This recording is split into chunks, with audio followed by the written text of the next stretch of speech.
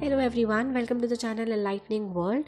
हम सबको ही कहीं ना कहीं पंचुएशन में बहुत ज़्यादा प्रॉब्लम फेस होती है। हमें नहीं पता चलता कि हमें कहाँ पर कॉमा लगाना है, कहाँ फुल स्टॉप लगाना है, या कॉमा के बाद स्पेस आएगा या नहीं, यहाँ कॉमा आएगा या नहीं। बहुत सारी कन्फ्यूजन रहता है। आज की वीडियो आपकी ये सारी कन्फ्यूजन दूर कर देगी। Let's learn about the rules of some commonly used punctuation marks. Let's begin with the terminal punctuation marks. Terminal means end. So these marks are used to end the sentences. Sentences का end करने के लिए हम terminal punctuation marks का use करते हैं। कौन कौन से होते हैं terminal punctuation marks? These are full stop या फिर period, exclamation mark या फिर question mark. Now if you follow British English, you call this full stop, and for American English, you call it period. It is used to mark the end of declarative and imperative sentences. जितने भी हमारे declarative sentences होते हैं, statement sentences होते हैं, उनके end पे हम हमेशा full stop लगाते हैं. In my types of sentences video, I have explained declarative are the statement sentences. आप वो वीडियो देख सकते हैं, link is there in the description box. And the imperative sentences are the command sentences. तो मैंने आपको जैसे बताया कि ये declarative और imperative sentences को end करने के लिए यूज होता है. For example, I teach English. This is a declarative sentence. मैं एक statement पास कर रही हूँ कि मैं English पढ़ाती हूँ. Second is, please don't feed the animals in zoo. This is an imperative sentence जिसमें मैं command दे रही हूँ. So all the imperative and declarative sentences, they end with a full stop. The next punctuation mark is exclamation mark. It is used to convey strong emotions. I am really excited about my new job! Exclamation mark. ये एक example था. You are fired. Here I am expressing anger. In the previous sentence, I was expressing the emotion of excitement. I am really excited about my job.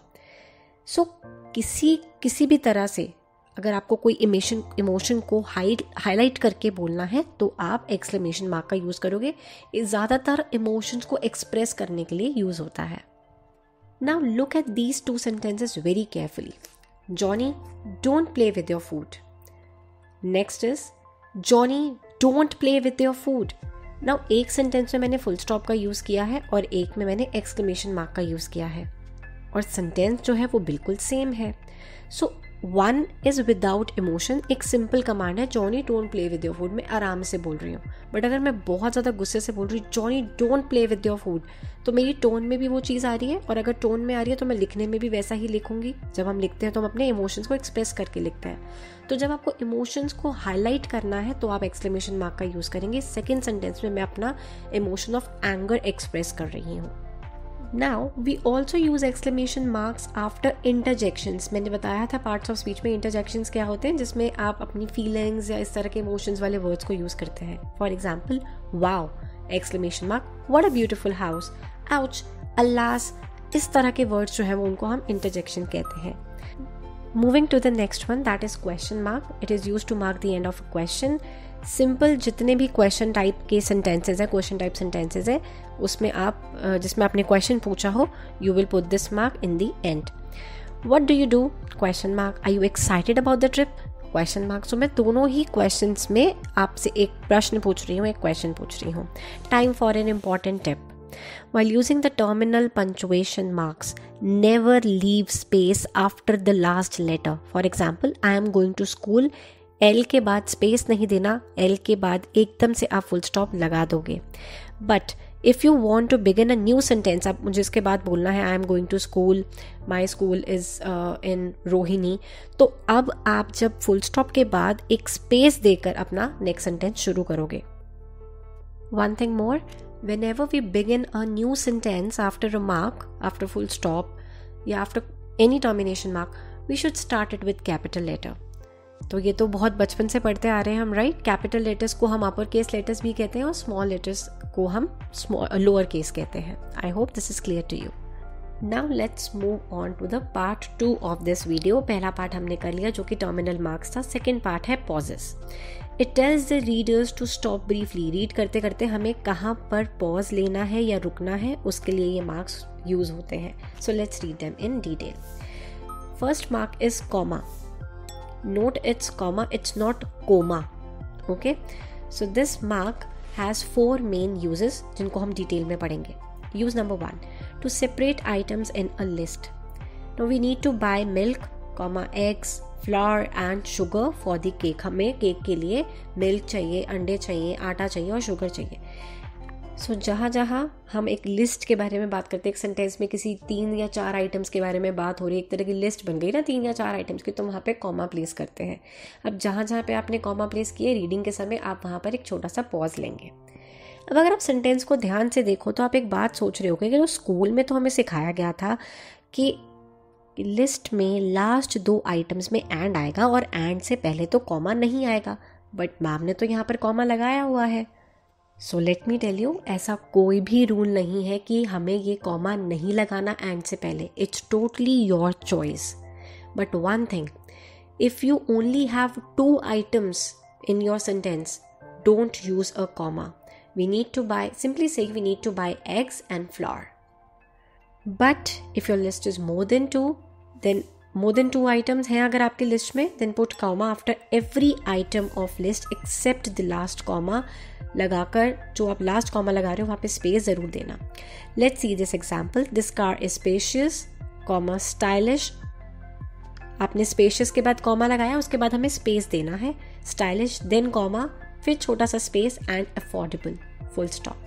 तो मैंने आपको जैसे बताया था कि कोई भी मार्क लगाते हैं, लास्ट लेटर के बाद वो मार्क आएगा, उसके बाद स्पेस हमें देना ही देना है, तब दूसरा वर्ड शुरू करना है।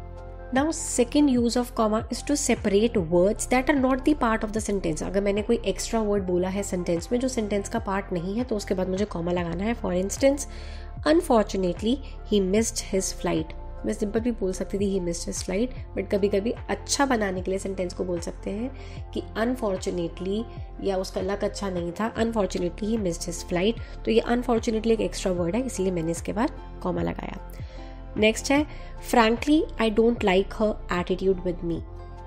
तो ये फ्रैंकली वर्ड एक एक्स्ट्रा वर्ड है, इसलिए मैंने इसके बाद एक कॉमा लगाया। I hope it is clear. Use number 3, to address someone, like when you call somebody by name, Emma can you come here, तो एमा के बाद हमेशा कॉमा आएगा।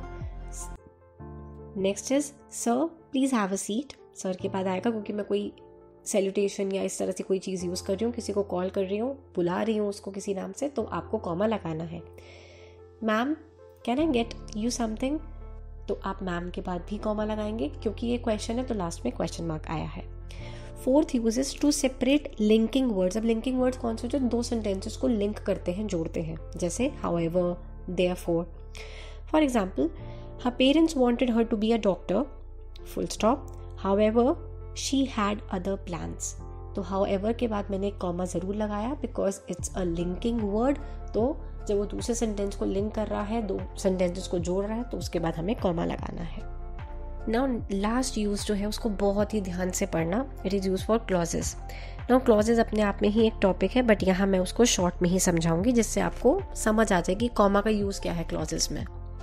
Look at these 2 sentences very carefully. Number 1, we went to the beach last weekend.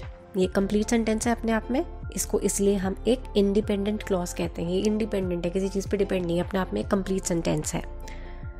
Second sentence, when Rahul gets home from work. अभी एक incomplete sentence है, अधूरा है। जब राहुल घर से आया, आगे क्या, या जब राहुल घर आया काम से, आगे क्या, कुछ नहीं है। So it's a dependent clause. ये डिपेंडेंट क्लॉज है, ये अपने आप को पूरा करने के लिए किसी ना किसी चीज़ पे डिपेंड होगा। सो डिपेंडेंट क्लॉज को कंप्लीट करने के लिए वी नीड अ कॉमा, क्योंकि जो इसके आगे लगेगा उसको कंप्लीट करने के लिए, बस उसको जोड़ने के लिए हमें कॉमा लगाना है। तो आई थिंक आपको ये चीज़ समझ आ गई। एक डिपेंडेंट क्लॉज होता है, एक इंडिपेंडेंट क्लॉज होता है। See this example, when Rahul gets home from work, comma, he watches TV. अब ये सेंटेंस पूरा कंप्लीट हो गया। एक डिपेंडेंट क्लॉज ने अपने आप को कंप्लीट करके इंडिपेंडेंट क्लॉज ये पूरा बन गया कि जब राहुल घर आया काम से तो वो टीवी देखता है। हमेशा जब भी वो घर आता है काम से तो वो टीवी देखता है। So this sentence is complete now. Moving on to the next punctuation mark, that is semicolon. Now this is used to combine closely related sentences। 2 sentence को बहुत अच्छे से कनेक्ट करता है सेमीकोलन। अब इन सेंटेंसेस को ध्यान से देखिए। Number 1, her parents wanted her to be a doctor, full stop, however she had other plans। अभी हमने सेंटेंस पहले भी देखा था। इसी को मैं दूसरे वे से कैसे लिखूंगी। her parents wanted her to be a doctor, semicolon however comma she had other plans. Difference क्या है दोनों में? सेकंड सेंटेंस में मैंने वो फुल स्टॉप हटा दिया वहाँ पर और उसकी जगह सेमीकोलन लगा दिया। दोनों ही सेंटेंसेस राइट है, बस सेकंड वाला स्ट्रॉन्ग कनेक्शन शो करता है और यही सेमीकोलन का काम है। अब हाउएवर एक लिंकिंग वर्ड है, मैंने पहले बताया था, इसलिए मैंने उसके बाद कॉमा लगाया। सेमीकोलन के बाद जो हाउएवर है वो छोटा आएगा, स्मॉल आएगा, हाउएवर कैपिटल नहीं आएगा उसका एच। क्यों नहीं आएगा? क्योंकि अब एक ही सेंटेंस बन गया। नंबर 1 में 2 अलग अलग सेंटेंसेस थे, इसलिए मैंने फुल स्टॉप के बाद हाउएवर का एच कैपिटल लिखा। दूसरे में मैंने सेमीकोलन लगा दिया, उसको एक ही सेंटेंस बना दिया, कनेक्ट कर दिया, स्ट्रॉन्ग कनेक्शन दिखा दिया, तो सेकंड टाइम पे हाउएवर का एच छोटा आया और हाउएवर लिंकिंग वर्ड था इसलिए हमने वहाँ पर कॉमा लगाया। तो सेमीकोलन बहुत स्ट्रॉन्ग कनेक्शन शो करता है। Last punctuation mark for today is colon. It is used to introduce information after an independent clause or a complete sentence। जैसे मैंने आपको बताया था independent clause जो होता है वह complete sentence होता है, उसके बाद कुछ भी information के बारे में अगर हमें बात करनी है तो हम हमेशा colon का यूज़ करेंगे। For example, her restaurant specializes in 4 items: prawn, shrimp, crab and lobster। अब क्योंकि मैं लिस्ट के बारे में बात करी थी इसलिए मैंने यहाँ पे कॉमर्स लगाया, ये तो हमने सीख लिया है। अब यहाँ पर ये 4 आइटम्स जो हैं वहाँ तक सेंटेंस कंप्लीट था, लेकिन वहाँ से एक लिस्ट शुरू हो रही थी इसलिए मैंने वहाँ पे 2 डॉट्स लगाई जो कि हमारा कॉलन है। एक तरह की लिस्ट स्टार्ट करने के लिए हम कोलन का यूज़ करते हैं। Next example is when you drive you must do the following: colon, where seat belt, obey traffic rules, and keep your eyes on the road. So again यहाँ पे एक लिस्ट शुरू हो रही थी कि आपको ये काम करना है ड्राइव करते समय। सो कोलन के बाद हम ज़्यादातर लिस्ट के बारे में ही स्टार्ट करते हैं। अब इतना कुछ सीख लिया है आज, तो प्रैक्टिस तो करनी बनती है। So now there is a practice worksheet for you all in the description. You can solve it and then you can check your answers. I have already provided the answers in the practice sheet. I hope these punctuation marks are cleared. Stay tuned for the next video। और अगर video अच्छी लगी हो तो please channel को subscribe कर दो और अपने फ्रेंड्स के साथ ये वीडियो ज़रूर शेयर करना। Please tell me in the comment section कि आपको वीडियो कैसी लगी। Bye bye.